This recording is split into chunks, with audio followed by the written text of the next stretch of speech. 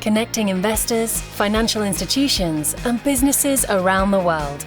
Luxembourg is a centre of excellence for global finance. Recognised for its unique international financial expertise, Luxembourg is solution-driven, stable, and open to innovation. A pioneer and global leader in sustainable finance, we help build a better tomorrow today. An international financial centre and a European capital. Luxembourg is an exceptional and welcoming place to work and live. Discover what we can do for you.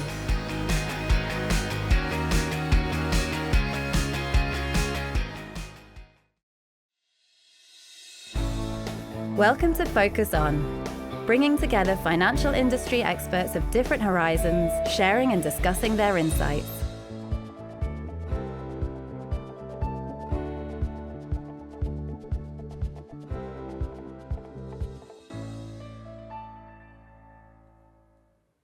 Good morning, ladies and gentlemen. Welcome to our Focus On dedicated to long-term investing. Long-term investments play a pivotal role in our economies, underpinning job and wealth creation. They are the basis of much of our financial system, taking the form of asset owners investing in real assets or governments investing in infrastructure to sustain economic growth, just to mention a few examples. Against the backdrop of rising geopolitical tensions, still high interest rates, and stagnating global growth, these investments, however, do not come without challenges. So what are the key challenges investors have to navigate these days? And why does long-term investing matters for our economies? We will hear more about this in the minutes to come. In Europe, a major update of the EU regulation for long-term investment funds, also known as LTIF 2.0, started to apply last month. LTIF 2.0 emerges from a regulatory evolution aiming to facilitate access to private markets for both retail and institutional investors. However, is it heading into the right direction? As the democratization of investments in illiquid assets becomes more center stage, the valuation of those assets is increasingly in the spotlight too. What are the key considerations in this realm? In the next hour, the lineup of speakers in today's program will answer all those questions and more. We will kick off with a keynote address from Swiss Re's Group Chief Economist, followed by a conversation on the importance of long-term investing. After this, we will hear whether LTIF 2.0 is ready to take off, and we will conclude today's event with a discussion on valuations. So without further delay, I am pleased to welcome Mr. Jérome Haegeli, Group Chief Economist of Swiss Re. Jérome, welcome. The floor is yours.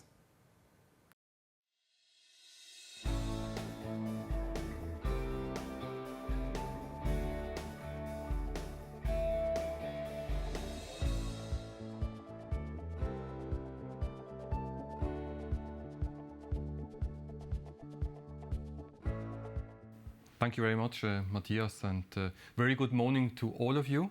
It's a really great honor to give you the keynote speech and also provide my perspective on what's ahead in terms of the economic outlook and what it means for us as long-term investors. Well, first of all, please picture yourself being in a plane thousands of miles above the ground. Now, if you picture yourself being on that plane, still en route to the journey, that's where we are for the global economy.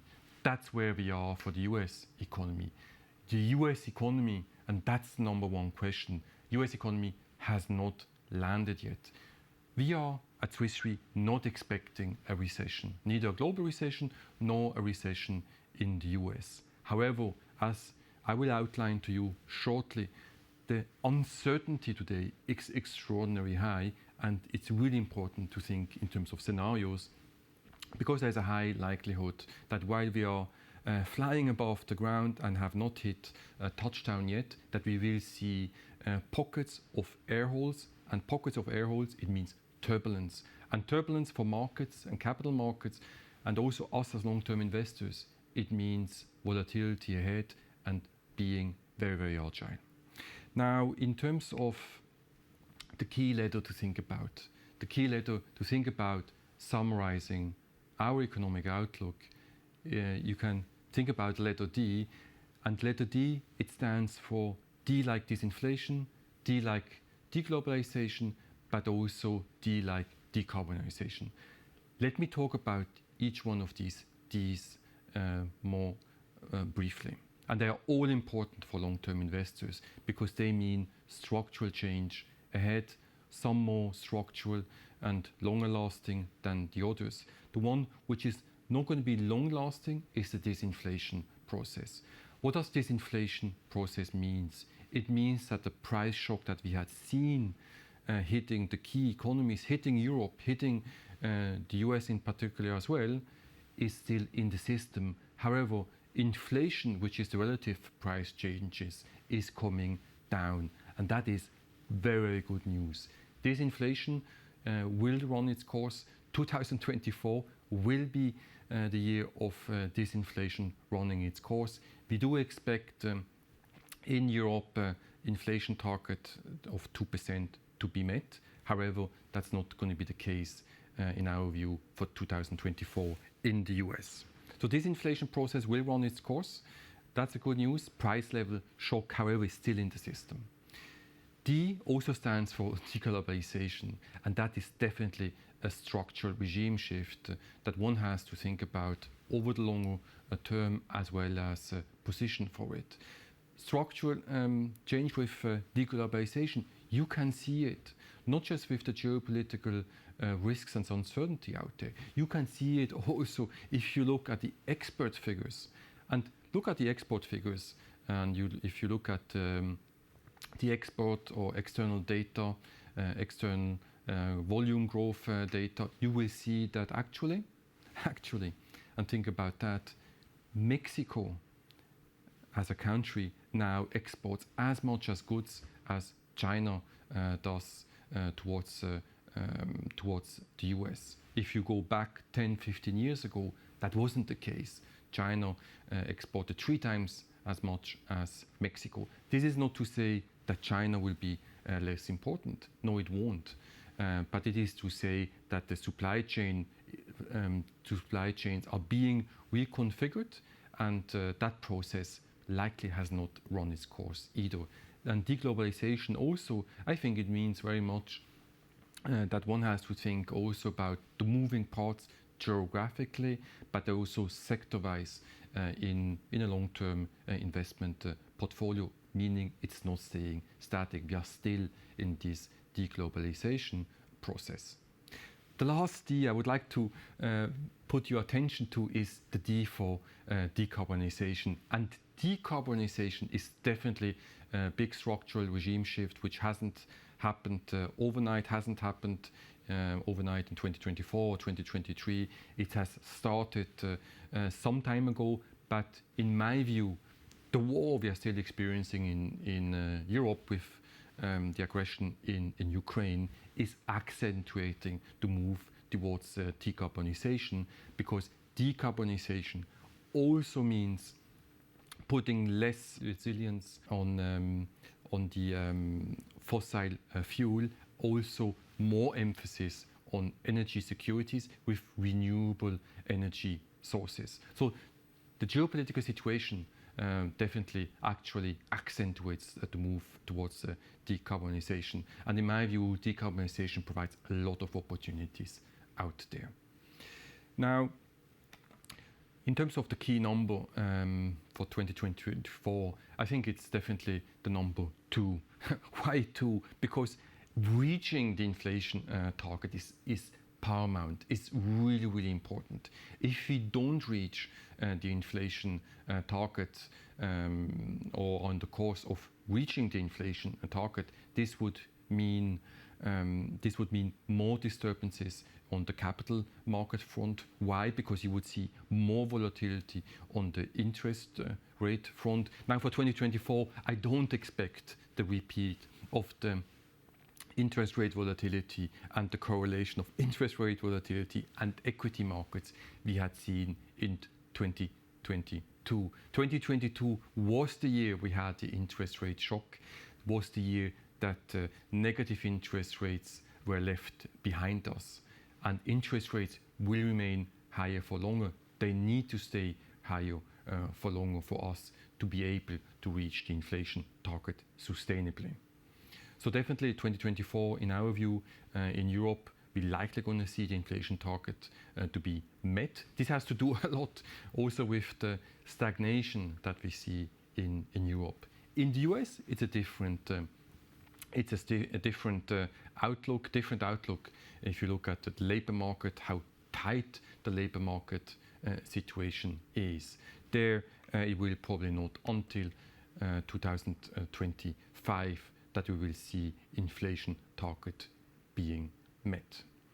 Now, 2024, if you compare it to last year, I think the key takeaway is, and this is also important for us as long-term investor community, is that 2024 will not match the resilience that we had seen last year, even as the disinflation process, which has started last year, continues to run its course.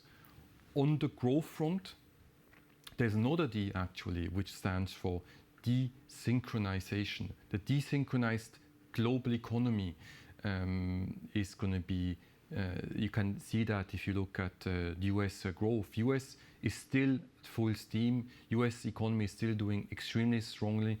We expect growth in the US to be above, slightly above 2%. However, Europe, as well to a lesser extent, the situation in China is totally different.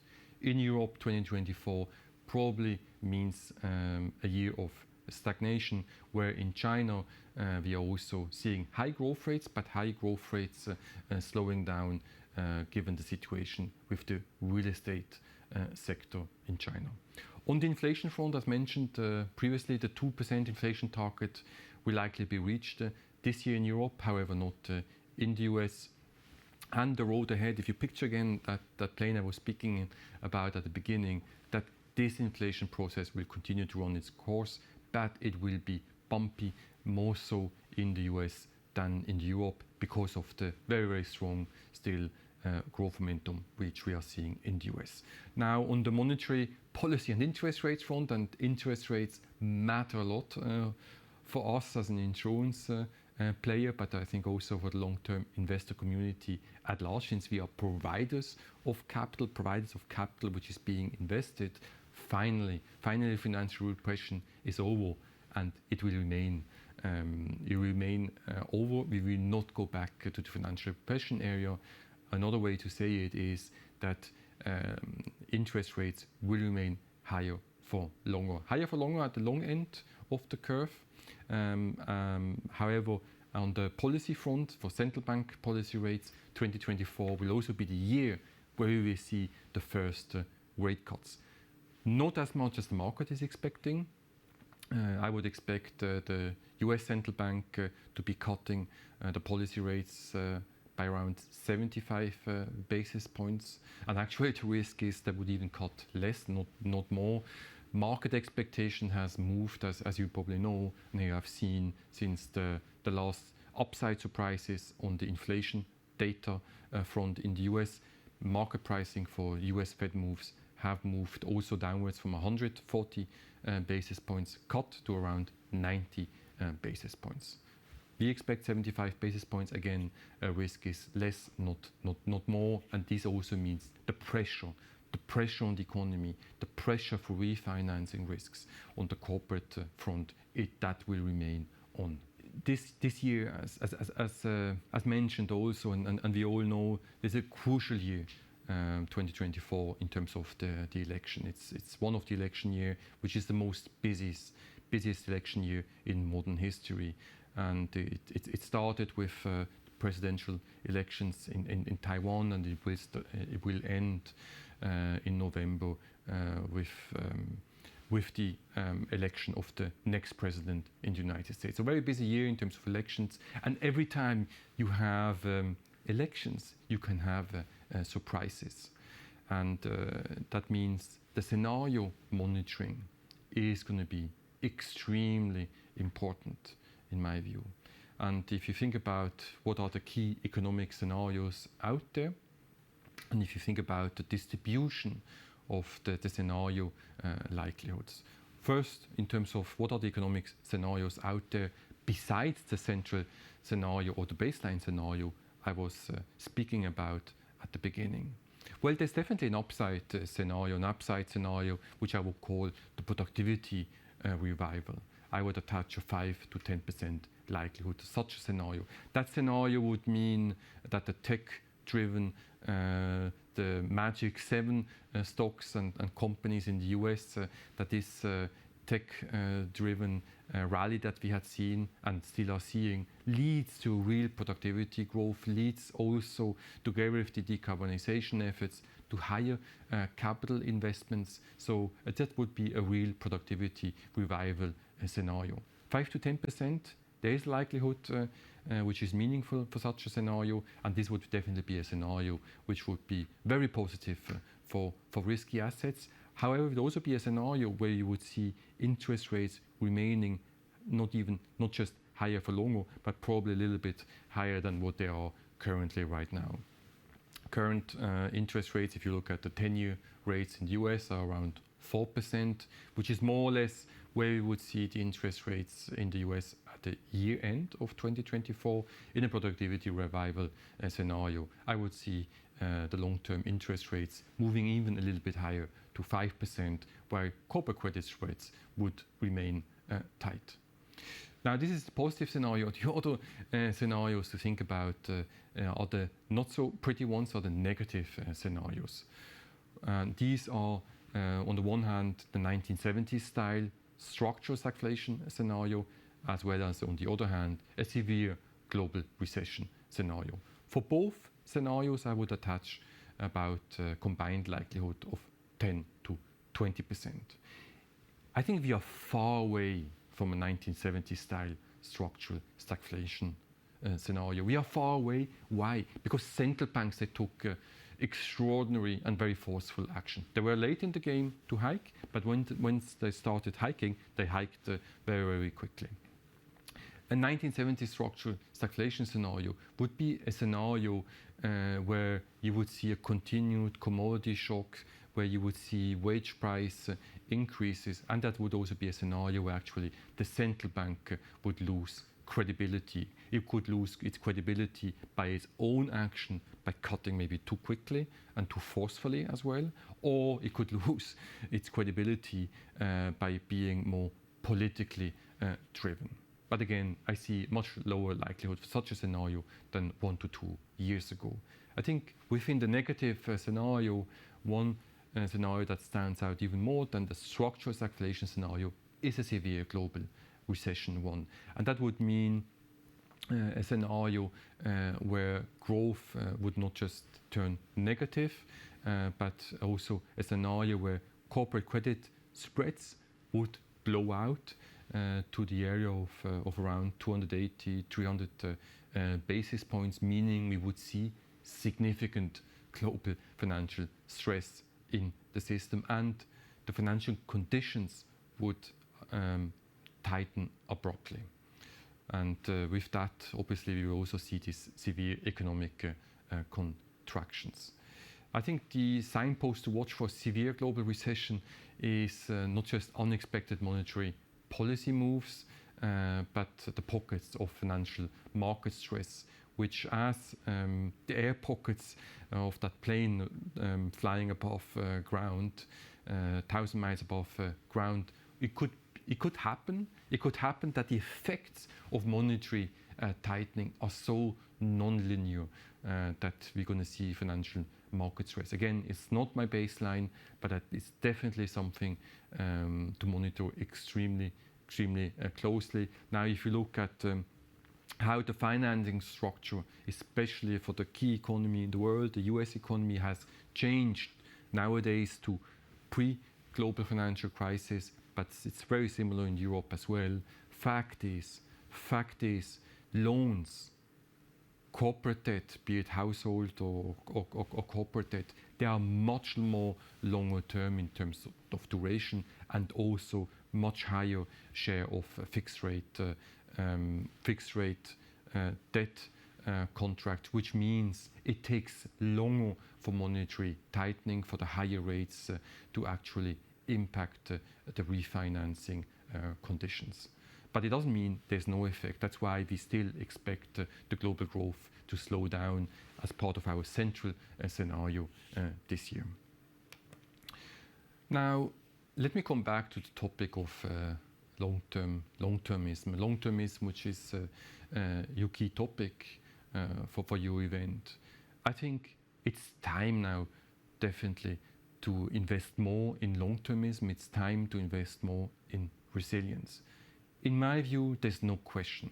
There's no question that long-termism will pay out, will continue to pay out. And it's not just about how do you incorporate ESG into your portfolio. No, this is about keeping a longer-term view in perspective, thinking about the scenarios, and also thinking about what are the key structural themes. Irrespective of what economic growth rates are in Europe, in the US, or for the global economy, we here at Swiss Re, we have done a lot in terms of the resilience analytics. Since 2018, we provide on an annual basis resilience indicator for the key economies, more than 40 economies of the world. And our analysis is very, very clear. Economic resilience for the key advanced economies, but also for the global economy, it is weaker than it was before the global financial crisis. A weaker economic resilience, it means there's less buffer to actually absorb the next economic shock.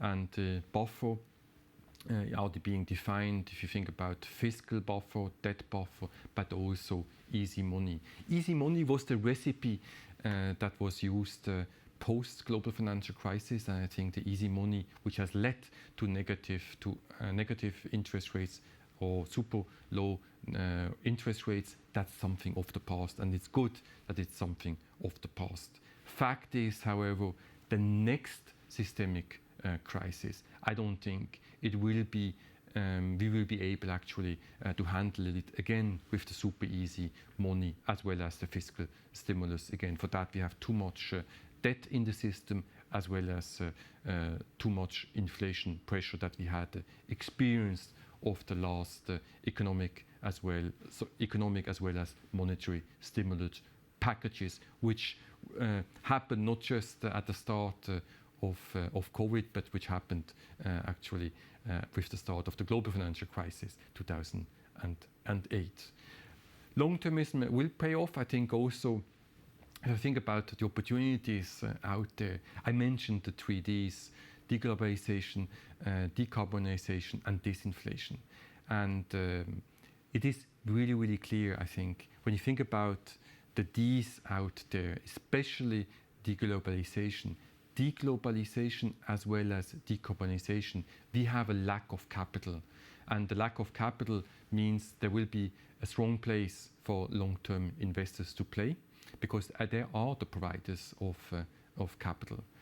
So I think there are a lot of opportunities out there, and I wish your event much success, and look also forward to why long-term investment matters now, to the next panel. Thank you very much for your attention.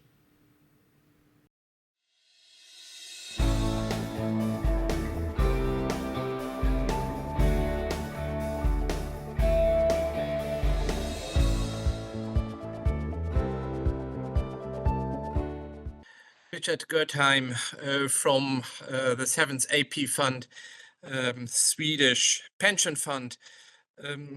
We are sitting together to discuss a bit about long-term investment. And for the beginning, perhaps a few words for our backgrounds. we started slightly in the same way with business administration when we were younger. And then you have gone more on the macroeconomic side with the Swedish central bank for 6 years. And then you have been chief economist in a brokerage firm, Aragon Securities, before you moved to the pension fund, which is a long-term investor by definition, because you need to bring the money to the pensioners in the end and for the payments they are doing today. So this is really long-term. For me, I moved after the university and a small, short part in Eastern European transition to the German promotional bank KfW, where I did for a long time investments in venture capital and private equity funds, what Eurogid would call alternative assets. And we didn't do it for the reason of making as much money as possible, but we made it to strengthen the supply side of the market in Germany at that time. And this is something what public long-term investors and promotional banks and institutions are doing, that they try to bring market developments and to foster market developments. Then I moved on from Frankfurt to Brussels to the European Commission, where I worked for roughly 6 years. And then since 2016, I'm Secretary General of the European Long-Term Investors Association, which brings together 31 national banks and institutions, all public long-term investors. Looking on the two different starting points, what do you think, Richard, why long-term matters and long-term investment is this important?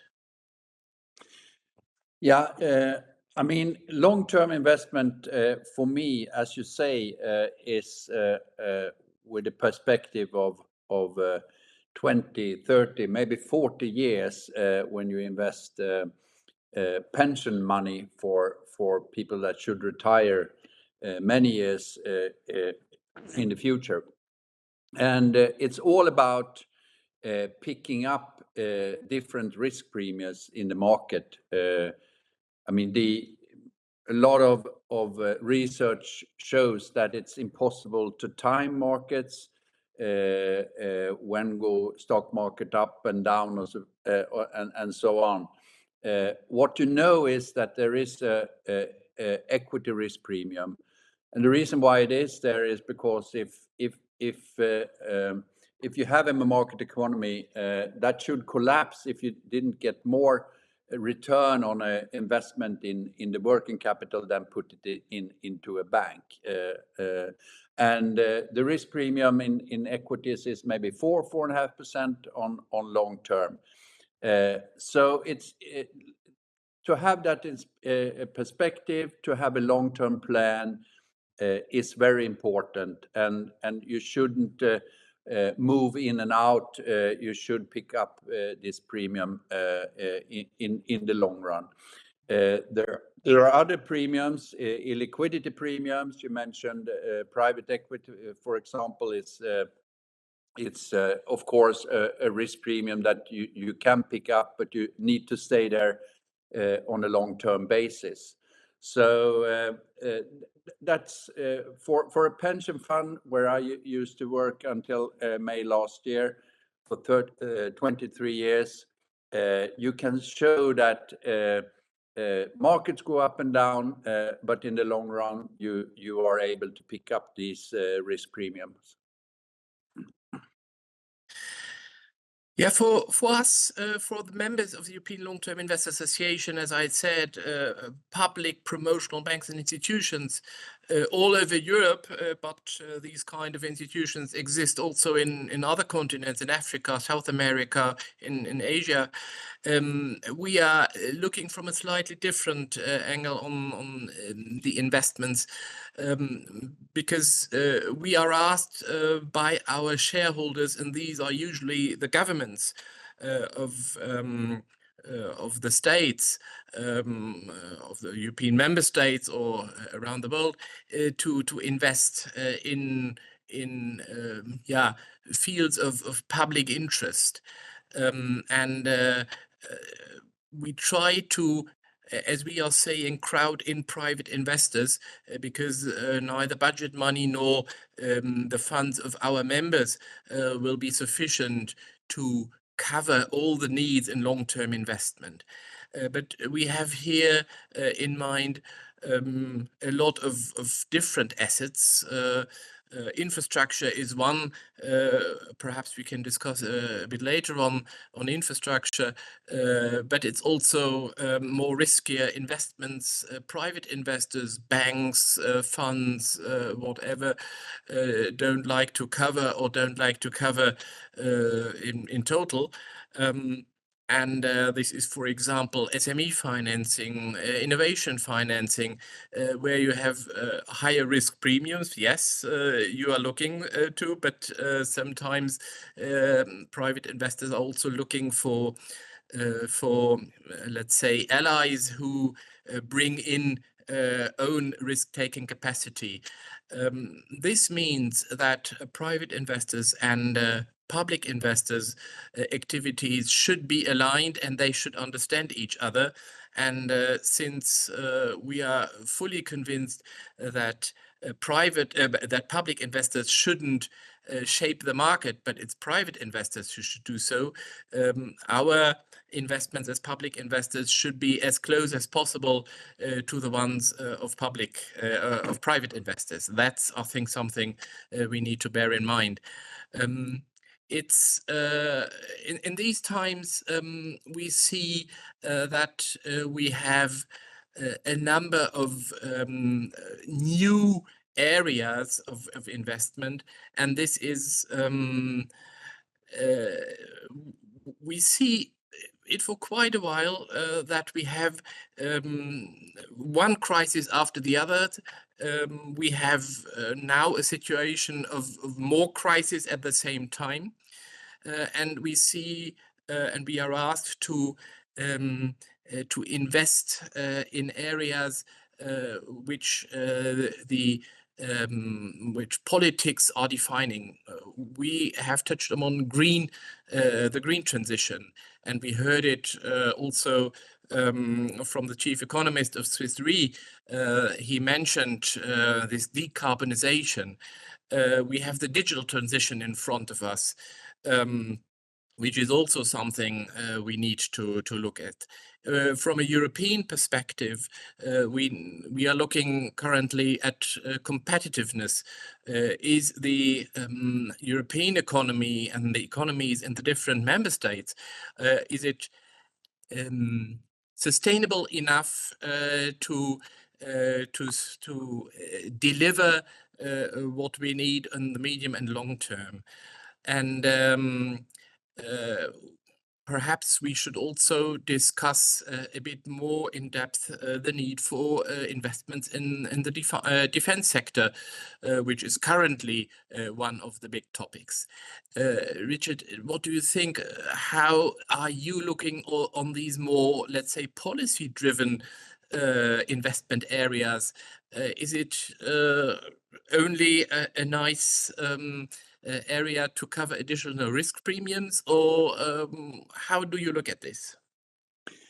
Yeah, I think as I said, you should pick up risk premiums in the long run, but it's also important to diversify a portfolio as much as possible, and you do that through having a global portfolio, and then you get investments in all these fields that you mentioned in that portfolio. Then, of course, you mentioned the environment and the the transition into a more sustainable energy production in the world long term. And of course, a pension fund need to do what they can, and I also think it's going to be profitable. So AP7, for example, has their buckets of money into green investments as well, of economic reason, but of course that also supports the green transition. So that is very important.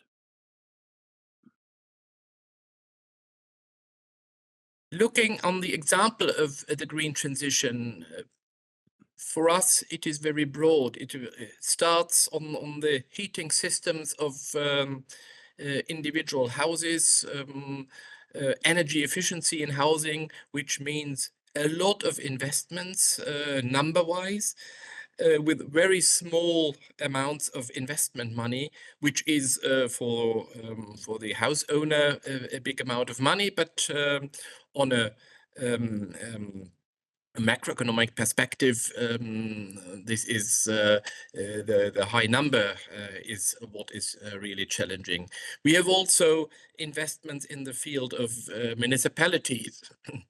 A lot of European municipalities are changing their lighting system for the moment, which is also small investments if it's a small municipality, but again, a high number. But on the other hand, it's the big investments in infrastructure, which we need to do so, to make. I have in mind a cable between Germany and Norway, which is able to bring electricity in both directions wherever you have too much of energy, which these are kind of innovative investments which we need to do so, and which we have to promote and to foster. And here we see that with the larger investments, it's quite interesting also for investment funds, for pension funds to participate, while for, let's say, the small investments, the households, the small municipalities, this is more challenging. I don't know whether you have invested in these kind of let's say, the smaller investments already, or whether you are aware of models that you found it, or do you see here more the public investors on the first run? I think you see more and more private capital moving into these areas that you mentioned, and I think it's good for these societies to have both public and private investors moving into this, and it's of course, even for the private money, it's going to be profitable. Let's move on a bit more to the future, since we have discussed now the current situation. We heard about the overall landscape for the interest rate from Swiss Re chief economist. How do you look in the medium-term future or long-term future for investments? I think that we had, during a long term, falling interest rates. We had in some countries, Sweden, for example, negative interest policy interest rates. Then we got the inflation into the system, which for me was not surprising, because there was too much liquidity in the system.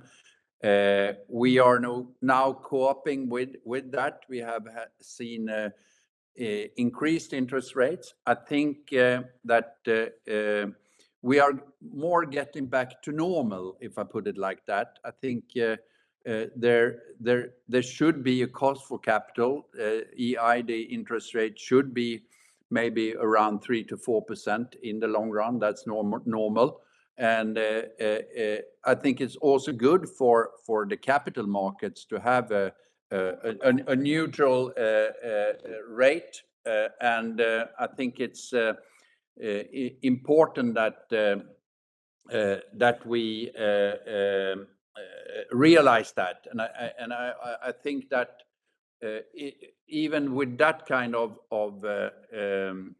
situation, there will be, as I said, an equity risk premium, but so equities will perform nicely and companies will make profit even in this environment. Then you have, of course, geopolitical global challenges, no doubt about that.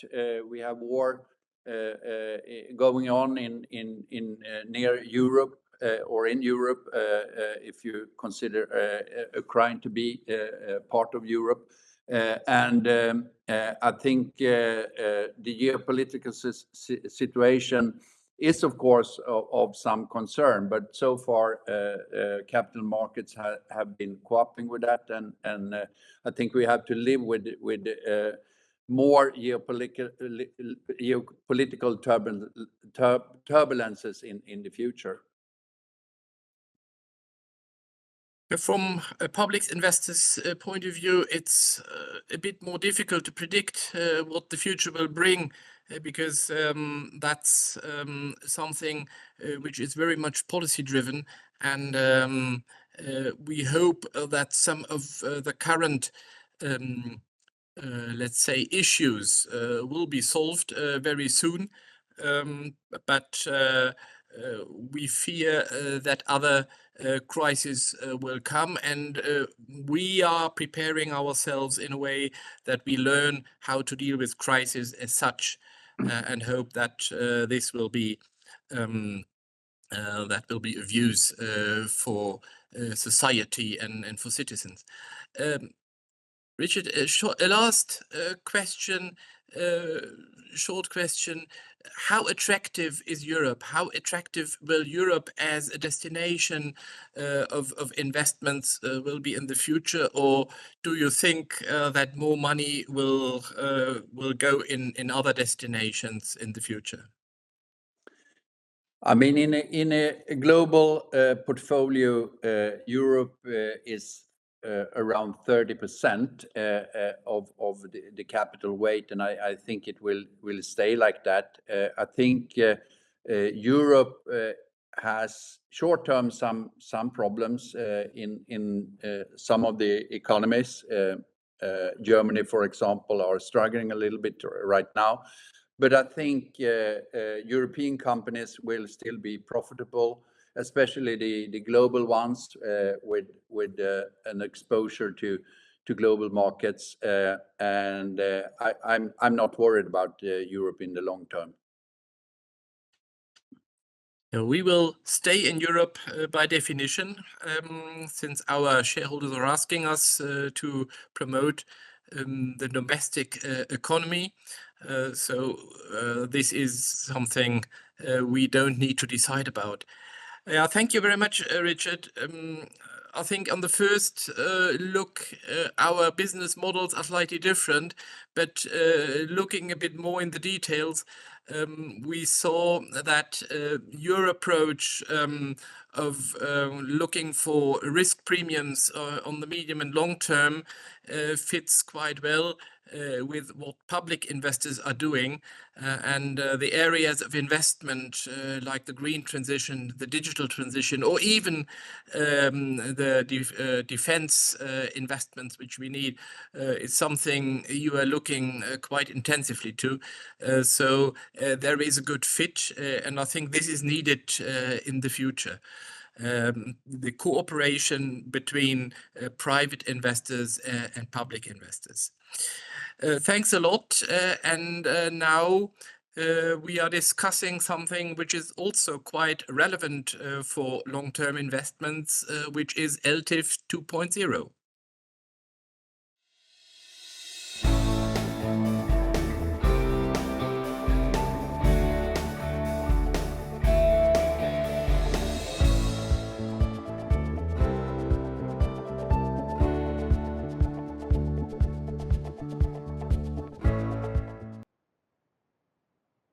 morning, ladies and gentlemen. I am grateful to Luxembourg for Finance and to Matias in particular for the opportunity to speak to you this morning on the latest regulatory developments stemming from the Commission's ambitious review of the LTIF regulation. This review is important in many ways, but above all, it signals the European Commission's and the EU legislators' willingness to pursue a key milestone towards CMU. That is, a viable pan-European framework of choice for alternative asset managers looking to invest in private assets. Born in 2015 and over the course of 8 years, interest in the EU's European Long-Term Investment Fund, LTIF in short, has struggled significantly. Several of the original regulations provisions were seen as too restrictive in terms of managers' portfolio asset choices, in terms of investor eligibility requirements, and lastly, also in terms of tax considerations. In the meantime, other AIF structured, each with their own national flavor, have proven to be better alternatives, offering managers and their clients alike the much sought-after flexibility that the original LTIF did not allow, despite the promise of a pan-EU passport.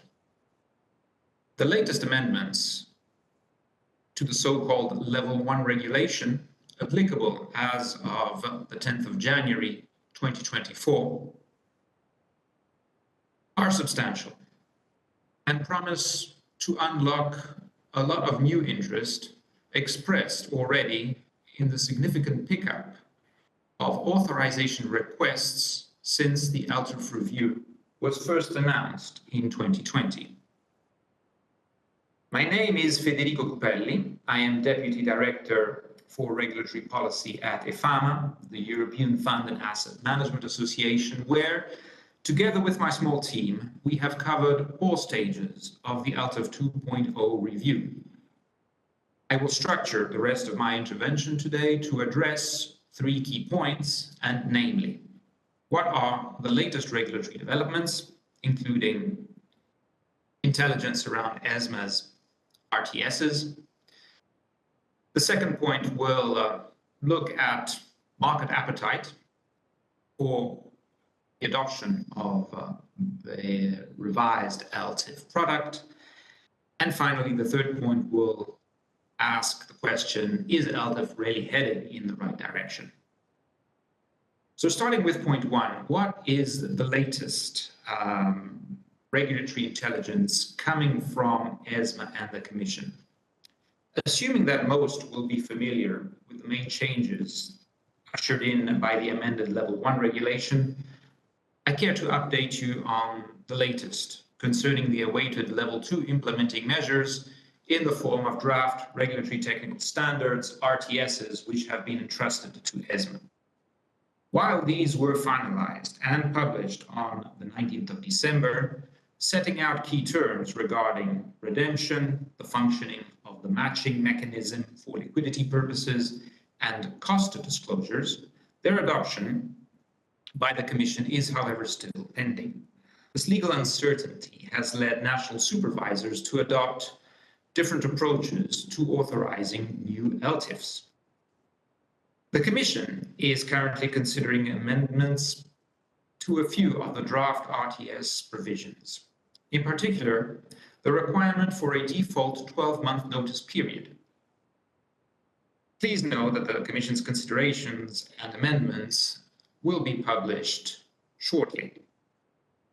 Regarding the aforementioned notice period specifically, ESMA has suggested that all LTIFs must have a 12-month notice period, which can be reduced only where the fund increases the percentage of liquid assets in its portfolio and sets a gate based on this amount. To have a notice period of 6 months or less, the fund's portfolio must therefore comprise at least 40% in liquid assets.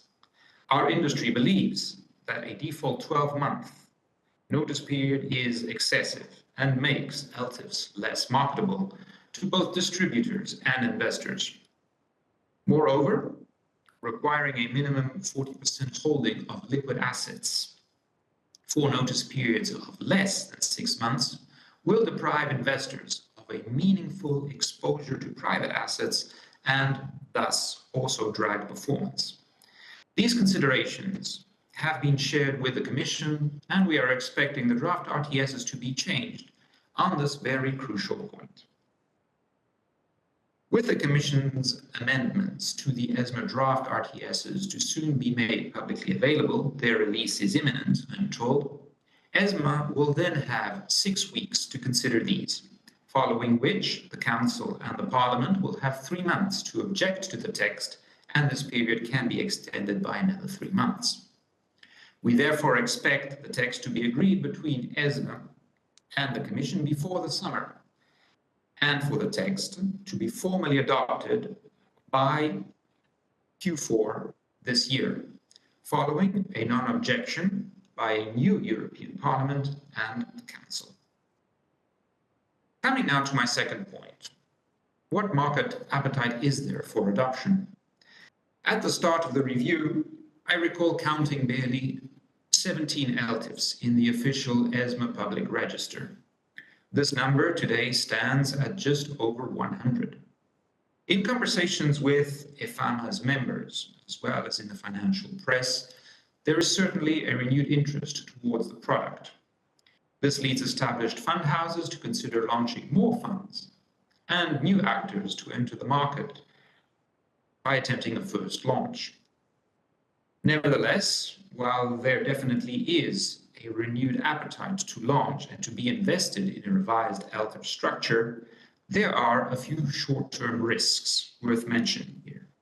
Among these is the fact that a number of LTIFs have already been launched under the new LTIF 2.0 regime, despite it being incomplete and in the absence of final level 2 rules. National regulators have followed, in other words, different approaches.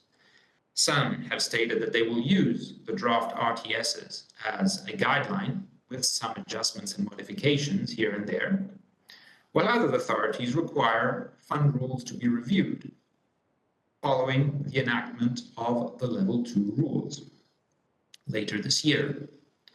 A third way is possible, with one authority stating its intention to not authorize open-ended LTIFs until the Level 2 rules are finalized. It is also not known whether a grandfathering period will be built into the Level 2 rules. To ensure that the momentum generated by the revamping of the LTIF regime can be maintained, it is critical that legal certainty can be achieved as to the content of the Level 2 rules as soon as possible. Equally critical, however, is also ensuring that the Level 2 support the spirit, the rationale of the Level 1 reform. Coming now to point 3. Is LTIF heading in the right direction? When looking at our industry's asks at the outset of the review and the final result achieved in the amended LTIF regulation, one can definitely conclude that the latest reform has made the LTIF envelope far friendlier for managers and their clients alike. More specifically, the investment requirements have become more permissive in many ways, for example, through the broadening of the scope of eligible assets, as well as for the opportunity allowing managers to rely more on master feeder structures and on fund of funds. On the liability side, requirements previously limiting investors' entry, for instance, the 10% individual exposure limit and the €10,000 minimum investment amount, have been removed, opening the structure up to a considerable investor demand, especially on the retail end. The reform has therefore undoubtedly moved in the right direction. In my modest view, the true test, however, will be to gauge the retail investor take-up of the LTIF, as this will ultimately spell its long-term success. Whilst on the asset portfolio side, the revised rules expand the possibility for managers to invest up to 45% in UCITS-eligible assets to meet retail clients' liquidity preferences, the success of the Altiv brand will also crucially depend on distribution at the point of sale with the implementation of the MiFID suitability test, as well, undoubtedly, as on a greater degree of financial literacy among future retail investors, beckoning at least some very basic understanding of what private assets are and how they function. In sum, the Altiv 2.0 reform is characterizable, therefore, as a success, on paper at least, and notwithstanding the pending level 2 measures to be adopted later this year. The democratization of private assets through LTIFs, however, largely remains to be tested and will certainly require courage for managers looking into this space. I wish to thank this audience for their kind attention, and again to Luxembourg Finance for their kind invitation. I hope you have found this short address informative, and I will now gladly move you on to the next session addressing the valuation conundrum. Have a great day, everyone, and a good rest of the week.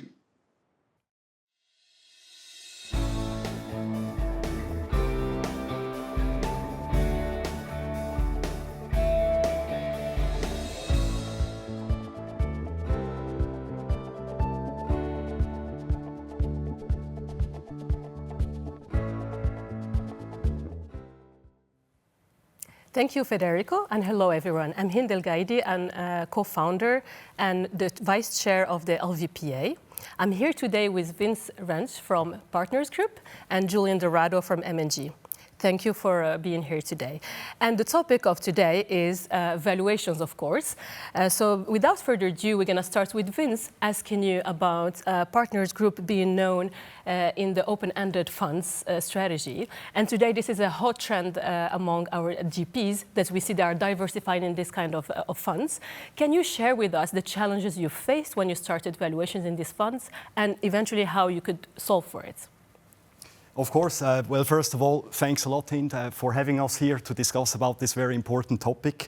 I think it's very much about honest and timely reflection of fair value towards your investors. And while that might seem quite easy, if you have high volume, a lot of assets, and you have to deliver such valuations very timely and in high frequency, this will require you to have the processes in place and the tools in place. You need tools to pick up the financials from the portfolio companies in a timely manner, to then review these. You have to then transfer them to the valuation tools and so on. I don't want to go into the details, but these are processes which have been set up over years, so it took a while to set them up. And last but not least, what's very important is also whenever you come into kind of these situations like breakout of COVID, or also kind of then 2022 with Ukraine, rising inflation rates, interest rates and so on, you need to know what you're going to do in such situations. You will not have the time to have philosophic principles discussions when these situations kicked in. So you kind of have to establish processes and a playbook on how to deal with such situations early on. Interesting, thank you, Vince. And Julian, on your end, so M&G, a large LP and GP in a diversity of strategies, actually. Could you share with us maybe the breadth of the strategies in which M&G is involved and the valuation challenges that you face in these? Yeah, sure. So we invest in a wide range of businesses and asset classes, anything from direct private equity to fund of funds, but also all the wider group of businesses through public equity, private debt, and property. I think it was just said that the challenges around timeliness is one that is more prevalent for some of the LP and private equity and debt investments, and one that I see a genuine development in the way in which we're thinking about that. And as was just said, understanding when certain events are going to affect valuations, making sure you've got robust processes around that. And when those events happen, knowing how to get the right people, both in the first line and second line, involved in those discussions. But I see, technology playing a key part in that, but also looking at what best practice is across the industry. And that's something that sessions like this, I hope, will start to create some consistency of thought. And certainly if you look at the regulatory side of things, there is definitely a convergence in thought around that as well. Thank you, Julian. And you both speak about timeliness. So if we go back to timeliness, and maybe Vince, you can share with us your view on that, especially when we speak about secondaries. How do you solve for that riddle when you are dependent on a GP who also is having to go through that process the way you mentioned earlier? Can you shed some light with us how you deal with that? Of course. You will need to use the latest GP reporting, and you will have to be very fast in processing those reportings. Even if it's hundreds or thousands of such reports, you can't have them lying around, right? But beyond that, you will have to identify valuation relevant events in relation to that portfolio in order to kind of bridge that gap between, I would say, an outdated reporting we have on the table and the current valuation date. So again, a monitoring framework. And what you will also have to have is a framework or a playbook on, again, how to deal in situations where we have material movements or events within capital markets to kind of preempt what those GPs will later on retrospectively report to you. So again, processes and the defined playbook. So the process, the playbook, but also it's not as if you go and you visit the topic every quarter, but you keep an eye on the investments you have, so you're already preempting the developments exactly. When they come or even before they come. Yeah. Exactly. Thanks. And Julian, also something you spoke to earlier. I wanted to dig a little bit deeper with you on the independence of valuation from a GP perspective, especially that nowadays we see a lot of scrutiny coming not only from regulators but also from LPs who want more information, more transparency, etc. Can you tell us how you deal with that on your end? Yeah, I think you're absolutely right. The demand for information on businesses and how certain events will affect those businesses are important. And certainly where are those businesses in their development cycle? Everything from sort of brand new businesses to businesses that are generating cash flow. The way we are seeing the market develop is whether it's through some of the big consulting firms or through data providers, as it's clear that there's real benefit in these asset classes. What we're looking for from external providers is independence, the ability to look at the methodologies and algorithms that we run as an investment business, and to give us some oversight and thoughts on how well positioned we are in valuing the assets.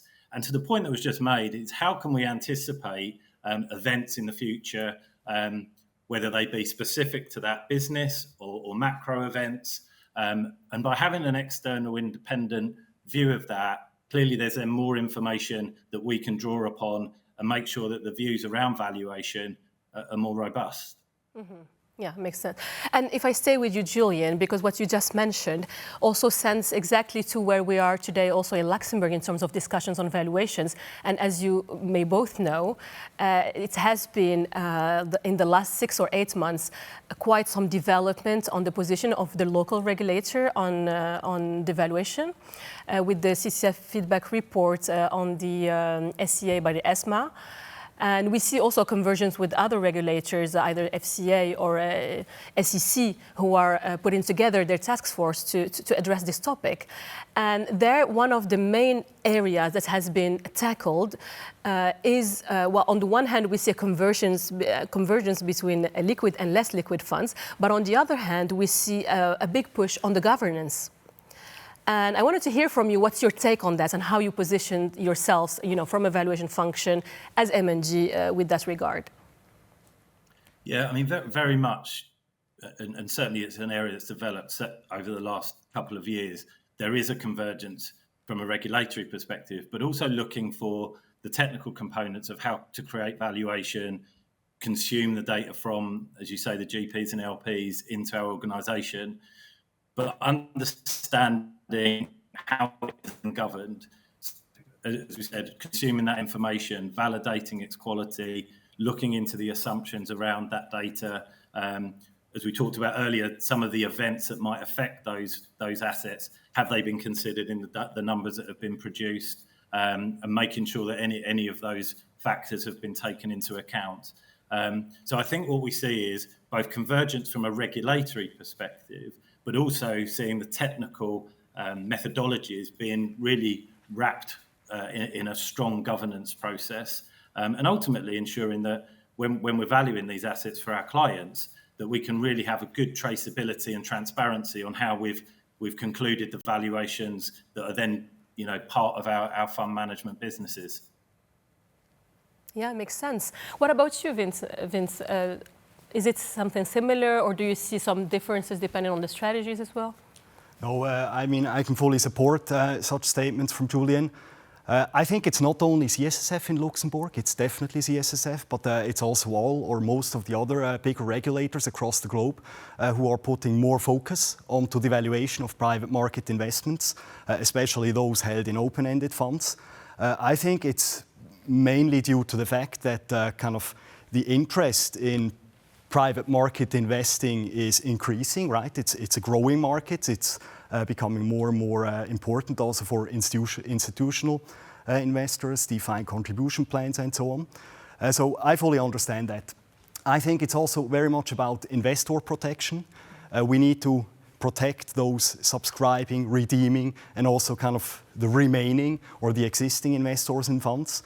And that has a lot to do with the price setting for the valuations at which then the subscriptions, redemptions take place. So very much across the globe. I think important is, and that was mentioned by CSSF, but also by SEC in the US and so on, it's about documenting the processes. It's about documenting the processes and the setup we have, thereby also determining responsibilities within the firm, who does what at which point in time. And then it's also about documenting the daily, monthly, quarterly, and annual tasks, so the work itself which is done, to kind of have a clean audit trail and to see who has exactly done what at which point in time. I think it has been mentioned before, shortly by Julian as well, involvement of external parties. I personally do not believe that the valuation itself can be externalized, kind of in a fire and forget exercise. I believe on one side, the asset managers or the fund managers are those who truly know the assets and also have a good feeling on what is happening in the market, what the current prices are which are paid within a certain sector or industry. On the other hand, I also see it as a duty of the fund manager. Now, this may depend a bit on the regulatory setup you have, but I think it's very natural that this duty relies with the fund manager. But what I do see is I think we're going into a model where there's increased collaboration with third parties. So kind of not just externalizing, but involving third parties. This may come in the preparation phase, kind of when it's about complex valuations, detailed discounted cash flow models or whatever. But on the other hand, it might come in the form of a positive assurance engagement or whichever other review. Clearly, this shall be just an additional external kind of independent confirmation and shall not kind of replace the internal, in my opinion, very important valuation process that most GPs across the globe have in place currently. Thank you. So we heard a lot about processes, data and inputs, also assurance or independent valuation parties. I mean, clearly valuations in general, specifically in the private markets, are in an inflection point. And as private markets have been evolving, what we can see is that this valuation topic, who was rather a discussion at entry and at exit, has become a discussion which is crucial at all steps. Quarterly valuation or even monthly valuations, also for fundraising, also for other discussions for GPs. So where do you think actually today that the next crucial challenge sits for private markets in valuations? Yeah. I think many GPs have done a very good job until now. And now it's very much about continuing to do a good job. Timely and honest reflection of fair value. If there are GPs which don't adhere to that, that will set at risk that investors have confidence into what the GPs are doing. So kind of keep on doing what we are doing in a very robust manner in order to retain confidence. Incredibility. Yeah. Julian, what about you? Yeah, I mean, just building on a couple of things there, I think without doubt that combination of external and internal valuation capability is critical. I think it's a really important point that's made there, and seeing how they can complement each other and collaborate. I think when we look forward, I think the continued challenges that the markets that we've seen over the last period are challenging, and so all of the things combined that we've discussed, whether it's the frequency of valuation, understanding when events are taking place, but probably seeing a bit more, around how we can, work with the GPs and LPs to continue that progress. I think it's fair to say that the use of technology could be better. And I think we can work together to improve some of those things. But I think, more transparency around the asset class, understanding its challenges, and really making sure that as events take place, that we're able to react as an industry. And as we said, the regulatory element to this does look like it's consistent across, whether it be the FCA, the CSSF, the SEC similarly. So I think there should really be more collaboration around how we see those challenges in the future, and really look to be as consistent as we can as an industry in responding to those things. Makes sense. Well, I think that wraps it for us. Thank you, Julian. Thank you, Vince, for sharing your insights with us today. And it looks like we have a full year ahead of us in terms of valuation. Back to you, Matias.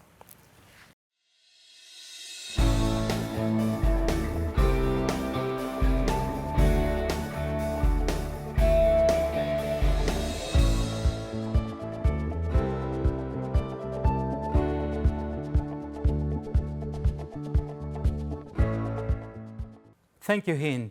Ladies and gentlemen, we have come now to the end of today's program. We hope that the previous discussion have shed further light into the different facets of long-term investing. I would like to thank you all for joining us today, as well as to our sponsors and speakers for their kind support. We will be back next month with a new episode dedicated to international tax. Until then, stay well wherever you are.